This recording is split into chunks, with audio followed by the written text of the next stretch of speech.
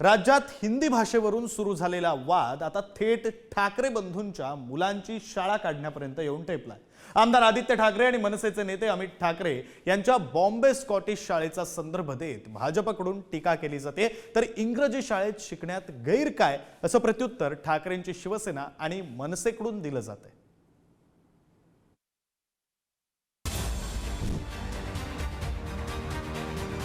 Bombay Scottish मध्ये शिकायचं, इंग्रजीला पाय खड्या घालायच्या, भारतीय भाषांना विरोध करायचा। देवेंद्र फडणवीस GR काढ, ज्या इंटरनॅशनल स्कूलच्या छत्र्या उगवलेल्या आहेत तो बंद करून टाका। आता मराठी बोल, आता बोलताना पुळका आलाय, मुलांना का इंग्लिश मीडियम मध्ये शिकवलं। तुम्ही हिंदुत्व करता, तुमच्या मुलांनी मुसलमानांची लग्न केलं म्हणजे तुम्ही हिंदुत्व सोडलं का?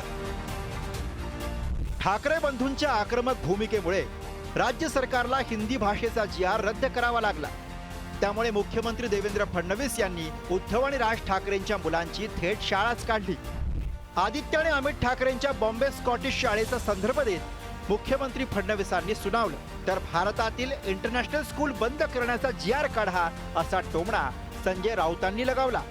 इंग्रजीला पाय खड्या घालायच्या, बॉम्बे स्कॉटिश मध्ये शिकायचं, इंग्रजीला पाय खड्या घालायच्या आणि या ठिकाणी खऱ्या अर्थानं भारतीय भाषांना विरोध करायचा। हा विरोध आम्ही सहन करणार नाही। देवेंद्र फडणवीस GR काढ, निदान महाराष्ट्रात तरी, आणि या महाराष्ट्रामध्ये ज्या इंटरनॅशनल स्कूलच्या छत्र्या उगवलेल्या आहेत, जो धंदा आहे हा धंदा तुमचेच लोक करतायत, शिक्षण सम्राट, बरं का, तो बंद करून टाका। आमचं आम्ही बघू नंतर काय करायचं। आपल्या मुलांना बॉम्बे स्कॉटिश स्कूलमध्ये शिकवायचं आणि भारतीय भाषांना विरोध करायचा अशा भाषेत फडणवीसांनी दोन्ही ठाकरेंचा समाचार घेतला, तर उद्धव आणि राज ठाकरेंनी त्यांच्या मुलांना इंग्रजी शाळेत का शिकवलं असा खोचक सवाल खासदार नारायण राणेंनी केला। दरम्यान बॉम्बे स्कॉटिश शाळेत शिकण्यात गैर काय असा सवाल मनसे नेते संदीप देशपांडेंनी विचारला।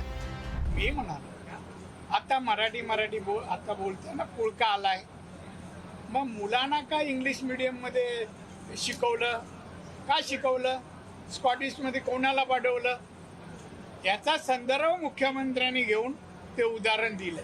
नाही, मला असं वाटतं की आता त्यांनी जसं म्हटलं की तुमची मुलं तुम्ही मराठी असून बॉम्बे स्कॉट, मला ह्यांना हे प्रश्न आहे, तुम्ही हिंदुत्व करता, तुमच्या मुलांनी मुसलमानांची लग्न केलं म्हणजे तुम्ही हिंदुत्व सोडलं का?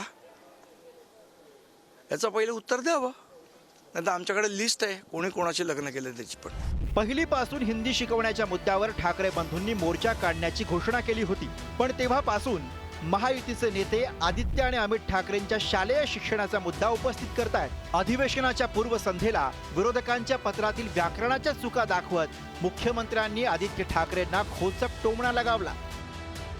मराठीचा विषय अत्यंत महत्त्वाचा असल्यामुळे मी त्यांच्या निदर्शनास आणून देतो की त्यांच्या पत्रामध्ये व्याकरणाच्या 24 चुका आहेत। पण काय हरकत नाही, बॉम्बे स्कॉटिश वगैरे मध्ये शिकल्यानंतर अशी परिस्थिती येते।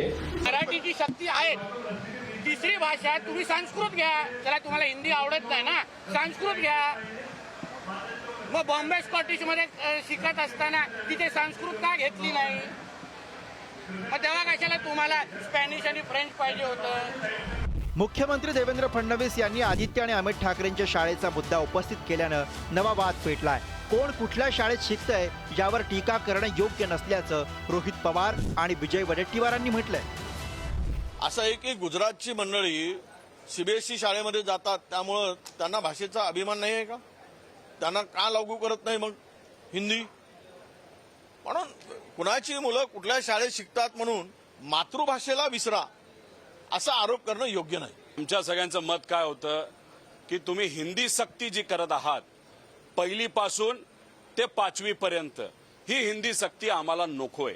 आणि आम्ही जेव्हा या पद्धतीने बोलत असतो तेव्हा आम्ही श्रीमंतांच्या पोरांबद्दल बोलत नसतो, नेत्यांच्या पोरांबद्दल बोलत नसतो, गरिबाच्या मुला मुलींना कुठेही त्या ठिकाणी अडचण आली नाही पाहिजे या दृष्टिकोनातून त्या ठिकाणी आम्ही बोलत असतो। आणि ते बोलत असताना तुम्ही जर वेगळ्या पद्धतीचं राजकारण आणणार असाल हे कितपत योग्य आहे? खरं तर आपल्या राज्यातील मराठी शाळांची वाट नेत्यांमुळेच लागली आहे। मराठी शाळांकडे जाणून बुजून दुर्लक्ष केल्यानं इंग्रजी माध्यमांच्या शाळांचं पेव वाढलं। विशेष म्हणजे सत्तेतील आणि विरोधातील नेत्यांनी आपल्या शिक्षण संस्थांचं साम्राज्य इंग्रजी माध्यमातून उभारलंय. त्यामुळे आता मराठी भाषेच्या नावानं गळे काढणारे सत्ताधारी आणि विरोधक दोघंही मराठी माध्यमांच्या शाळांच्या ऱ्हासासाठी जबाबदार आहेत असं म्हटलं तर वावगं ठरणार नाही.